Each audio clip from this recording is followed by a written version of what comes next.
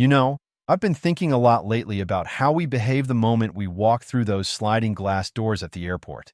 There is a distinct psychological shift that happens. Suddenly, we are no longer just civilians running errands. We are travelers, participants in a massive, coordinated global ballet of luggage, boarding passes, and security protocols. We're on our best behavior, or at least, we're in a heightened state of compliance.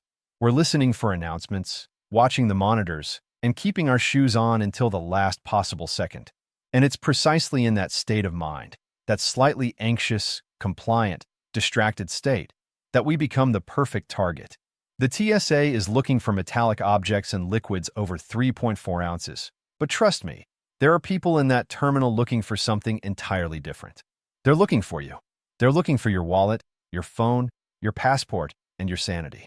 And what gets me, what really grinds my gears, is that the Transportation Security Administration, for all their very visible presence and their very loud public address announcements about unattended baggage, they will never, ever warn you about the really clever stuff. I want to ask you something, and I want you to be honest with yourself before you even think about typing in the comments.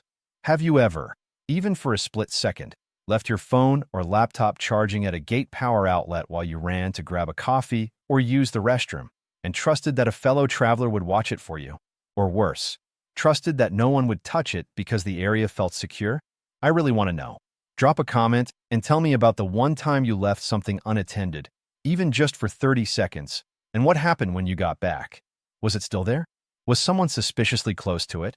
Tell me your story, because I have a feeling that after you hear what I'm about to tell you, you're going to look at that innocent power outlet in a completely different light.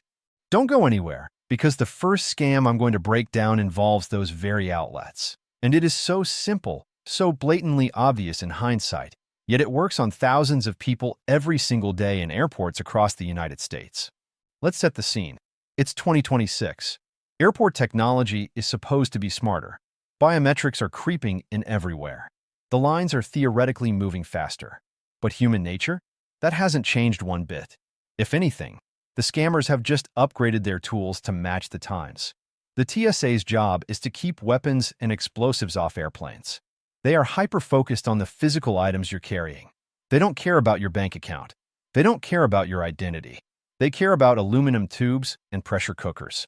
So when a criminal mastermind, and I use that term loosely because some of these are just opportunistic thieves with a bit of tech savvy, decides to exploit the traveling public, they are operating in a blind spot the size of a 747. The TSA won't warn you because it's not their jurisdiction, and the airport police are usually responding to incidents, not proactively educating you on the finer points of larceny. Let's start with that power outlet I mentioned. This is scam number one, and it's the foundation for many others. You're at the gate. Your flight is delayed. Your battery is blinking red. You find that one seat by the pillar where the outlet is, but it's a tight fit. You plug in your phone, you lean against your carry-on, and you start doom scrolling.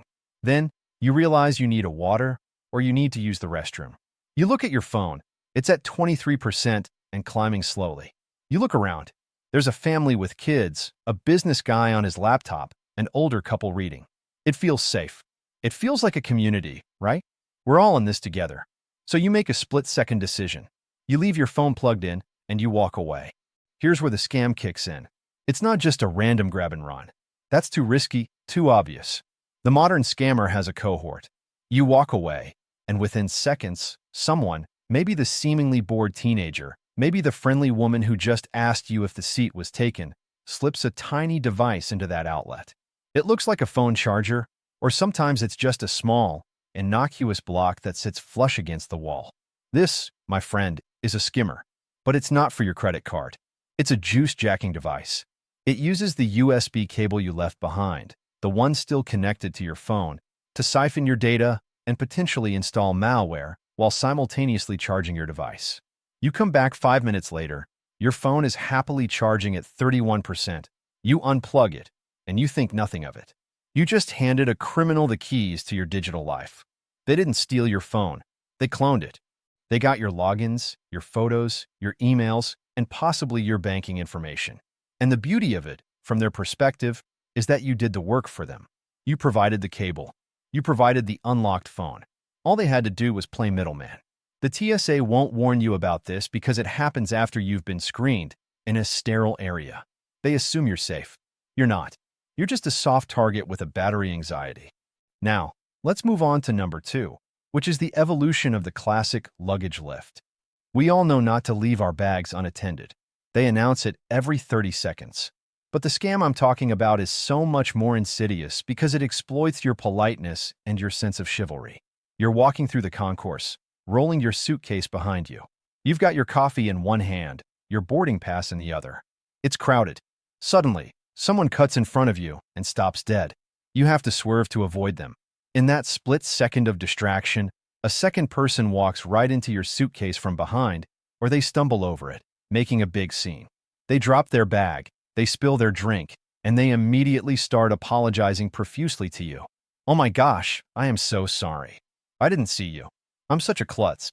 While you're turned around, flustered, and telling them it's fine, it's totally fine, their partner in crime is walking away with your laptop bag that was sitting on top of your suitcase.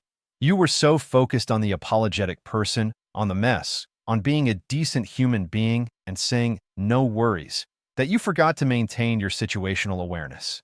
By the time you turn back, your bag is gone. The apologetic person melts back into the crowd, and you're left holding your coffee, wondering where your $1,500 MacBook went. The TSA won't warn you about this because they're busy watching the X-ray machines. They assume you have the common sense to hold on to your valuables. But they don't account for the fact that criminals have weaponized basic human decency. And that brings us to number 3, the one I mentioned in the title, the one that is so sneaky it makes my blood boil just thinking about it.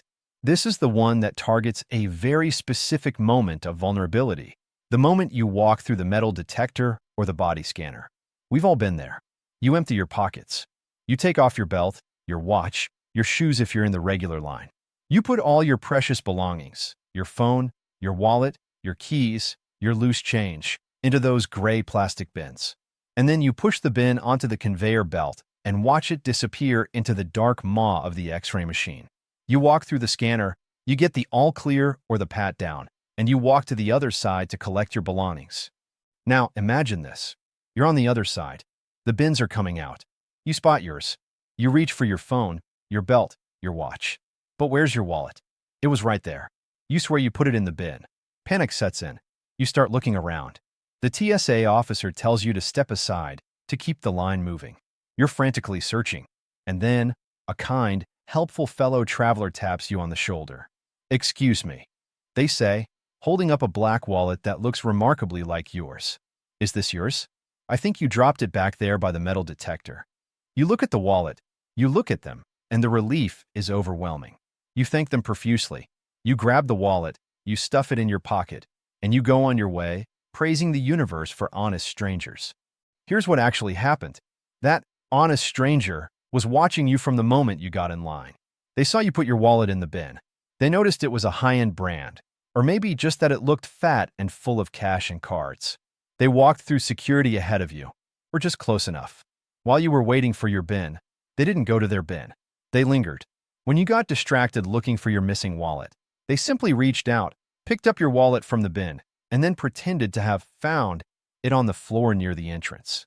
In the chaos, the confusion, the sheer stress of thinking you've lost your identification and money in a federal security zone, you don't even look at the wallet they hand you. You just take it. But it's not your wallet. It's a decoy. It's an old, beat-up wallet that looks similar from a distance, maybe stuffed with a few old receipts to give it weight. While you're walking away, relieved, they are walking away with your real wallet, which they simply palmed and slipped into their pocket while doing the fake, found-it handoff. They never even went through the X-ray. They could have just walked back out of the security checkpoint, saying they forgot their laptop. The decoy wallet was their only investment. This scam works because it plays on the psychological principle of reciprocity and relief. You're so grateful to get a wallet back that you don't stop to verify it's actually yours. It is diabolically simple, and it happens in the one place you feel most protected, right under the nose of the TSA. Number 4 takes us out of security and into the duty-free shops and restaurants. This one is for the ladies, primarily, but it can happen to anyone. You're sitting at a bar, having a drink before your flight. You put your purse on the stool next to you, or you hang it on the back of your chair. It's right there, touching you. You feel secure. You order a drink. You swipe your card. You put your card away. A few minutes later, a very flustered man approaches you. He's holding a champagne flute or a coffee cup. He looks embarrassed. "Excuse me, miss," he says. "I'm so sorry to bother you, but my wife and I just had a huge fight. She stormed off, and I'm stuck here with her drink. I don't want to drink it. It feels wrong. Would you like it? It's a really nice champagne. I just don't want it to go to waste." He sets it down near your purse. He smiles awkwardly, shrugs, and walks away. Now, what's the harm? It's a free drink. You might even feel a little bad for the guy, but you'd never actually drink it, right? You're too smart for that. The scam isn't in the drink itself, necessarily. The scam is in the setup. While he was talking to you, making you look at his face, listening to his sad story, his hand was reaching over and slipping something into your purse, or more likely, taking something out. A phone, a wallet, a small tablet that was peeking out. The drink was pure distraction. It gave him a reason to be close to you, to have his hands near your belongings, and to give you a reason to look away or feel grateful. He doesn't care if you drink it or pour it out. He cares that for 30 seconds, your attention was on his story and not on your property. And if you do drink it, there are stories, and I won't get into the gruesome details, about what can be slipped into an unattended drink, even in a safe airport bar. The TSA won't warn you about this because it's not a transportation threat. It's plain old theft and potential assault, and it happens in a commercial space. Scam number 5 is the fake gate change. This one requires a little more audacity, but it's incredibly effective, especially in large hub airports like Atlanta, Chicago O'Hare, or Dallas-Fort Worth. You're sitting at your gate, waiting to board. It's crowded. You hear a murmur from the crowd, but nothing official over the PA. Then, a person, usually dressed in business casual, looking like they know exactly where they're going, walks up to the group and says, loud enough for everyone to hear, "Did you guys hear? They changed the gate for the flight to Los Angeles. It's at B47 now." They might even look at their phone and sigh, as if the airline app just notified them. They then walk away, presumably towards the new gate. A handful of people will immediately grab their bags and start hustling towards B47, not wanting to miss their flight. They don't question it. They don't check the monitors. They just move. Now, what happens to all those unattended bags? What happens to the laptops and phones people left charging while they ran to the new gate? The scammer, or their partner who stayed behind, now has a buffet of unattended property. They simply walk through the now thinned-out seating area and help themselves. The people who rushed off, they get to B47, realize there's no flight to Los Angeles leaving from there, and have to walk all the way back, only to find their belongings gone. The TSA won't warn you about this because they rely on you listening to official announcements. They assume you have the basic media literacy to check a screen. But in the panic of a potential missed flight, critical thinking often goes out the window. Number 6 is the most technologically advanced on our list, and it's going to become rampant in 2026. It's the fake airport Wi-Fi network. You land, or you're waiting for a connection. You open your phone to check for Wi-Fi. You see the official airport network, usually something like DFW Airport Free Wi-Fi. But right below it, you see another network. It might be called DFW Airport Free Wi-Fi 5G, or Free Unlimited Airport Wi-Fi, or even just T-Mobile Hotspot. It looks legitimate. It might even have a stronger signal. You connect. A page pops up asking for your email or to sign in with your social media account to get access. You fill it out. Congratulations. You just handed your login credentials to a hacker sitting in the food court. This is a classic evil twin attack. The hacker sets up a portable hotspot with a name similar to the official one. Once you connect, they can monitor all your unencrypted traffic. They can see your emails, your messages, and if you log into your bank or your email while on that network, they can capture those passwords too. They can also redirect you to fake login pages for airlines or frequent flyer programs, tricking you into entering your information. The TSA has absolutely nothing to do with this. It's a cybercrime issue, but it happens in their jurisdiction, and they won't warn you about it because they're busy patting down grandmothers. The airport authority will have a legitimate network, but they won't have a person standing at the entrance to security telling you to make absolutely sure you are connecting to the correct one. Number 7 is the fake charity or petition signature. This one preys on your guilt and your desire to help. You're walking through the terminal, and a cheerful person with a clipboard and a bright smile approaches you. They're representing a charity you've vaguely heard of, or they're collecting signatures for a very popular, very non-controversial cause. Hi there. Do you have a moment to help save the whales/support veterans/fight hunger? They're engaging, friendly, and they're blocking your path just enough to make you stop. You want to be a good person. You might even genuinely support the cause. They hand you the clipboard. As you're reading the petition, they're explaining the cause. While your eyes are down, reading, and your mind is on the feel-good story they're telling, their other hand is unzipping the side pocket of your carry-on, which you've momentarily stopped rolling. Or, if you have a backpack on, they might be reaching into it. The clipboard is a visual and psychological barrier. It blocks your view of your own bag. It occupies your hands. It occupies your brain. By the time you politely decline to sign because you're rushing to a flight, you walk away, and they've got your Kindle, your power bank, or your wallet from that easily accessible outer pocket. The TSA won't warn you about this because, again, it's just theft. But it's theft that uses the guise of social good as a weapon. Finally, number 8, and this one is so cynical, so deeply manipulative, it makes me sad to even describe it. This is the compassion scam, or the lost child scam. You're in a less crowded part of the airport, maybe near the restrooms or a quiet corridor. A person, often a woman, approaches you looking visibly distressed. She might be holding a phone. "Oh, thank God," she says. "I'm so sorry to bother you, but I can't find my daughter. She's 7. She has brown hair. She was just here. I've been on the phone with my husband, and my phone is about to die. Can I borrow your phone for just 1 second to call him and tell him where I am? I can't find her." Your heart breaks. You're a parent, or you have a niece, or you're just a human being with empathy. You hand over your phone without a second thought. She takes it, thanks you, and starts dialing.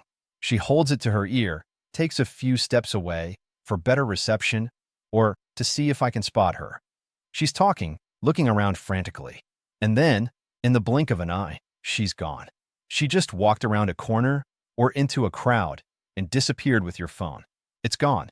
Your entire digital life, your boarding pass, your contacts, your 2-factor authentication for your bank, all gone, handed over willingly to a skilled actress who exploited the most powerful human instinct we have, the desire to help a child.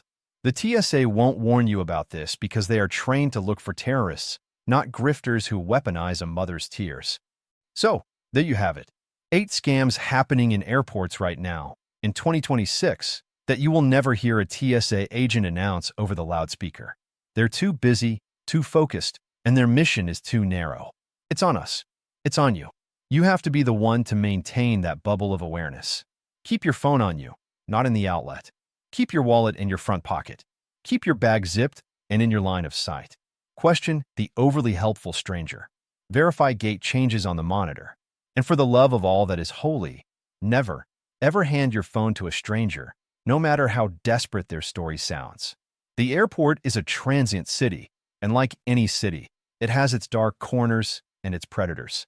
The only difference is, here, everyone is just passing through, which makes accountability almost impossible. Stay aware, stay safe, and don't become the next story I tell in a video like this. Safe travels. This response is AI-generated, for reference only.